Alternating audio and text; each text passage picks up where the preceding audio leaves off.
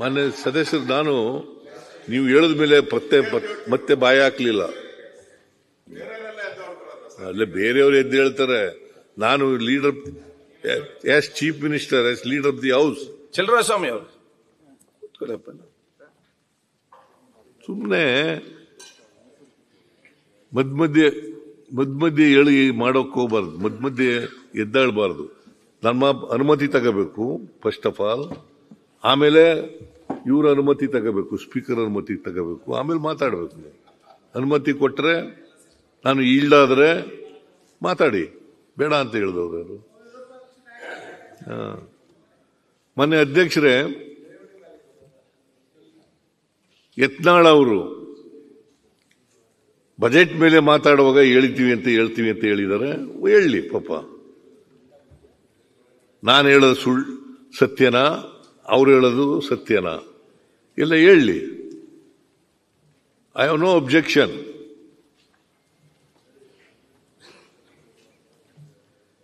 So 10,000 crore ಬಂದಿದೆ. ಮತ್ತೆ ಅದು ಗ್ರಾಂಟ್ಸ್ ಅಲ್ಲ, ಅನುದಾನ ಅಲ್ಲ. 50 ವರ್ಷದವರೆಗೆ ದೇಶದ ಎಲ್ಲ ರಾಜ್ಯಗಳಿಗೆ ಇಂಟ್ರೆಸ್ಟ್ ಫ್ರೀ ಲೋನ್ ಕೊಟ್ಟಿರೋದು. ಕೇಂದ್ರ ಸರ್ಕಾರ ಅನುದಾನ ಕೊಟ್ಟಿಲ್ಲ. 2 ವರ್ಷದಲ್ಲಿ 1,030 ಕೋಟಿ ಕೊಟ್ಟಿದ್ದಾರೆ. ಕೊಟ್ಟಿಲ್ಲ ಅಂತ ನಾನು ಹೇಳಲ್ಲ, but it is N interest free loan.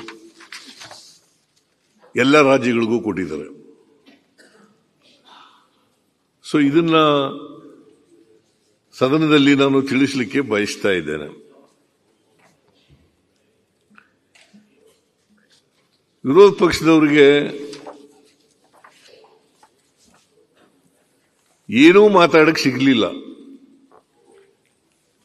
ಅದಕ್ಕೆ ಈ ತರ ಸುಳ್ಳು ಮಾಹಿತಿಯನ್ನ ಸದನದ ಮುಂದೆ ಕೊಡ್ತಕ್ಕಂಥ ಪ್ರಯತ್ನವನ್ನ ಮಾಡ್ತಕ್ಕಂಥದ್ದು.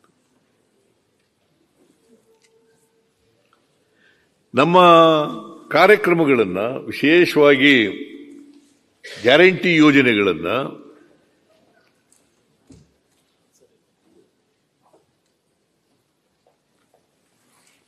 ಮಾಧ್ಯಮಗಳು, ಜನರು, ವಿಧಾನ ಪರಿಷತ್ತಿನವರು, ಅಲ್ಲ ವಿಶ್ವವಿದ್ಯಾನಿಲಯಗಳು, ಆಮೇಲೆ ವಿದ್ವಾಂಸರು ಎಲ್ಲ ಶ್ಲಾಘಿಸಿದ್ದಾರೆ.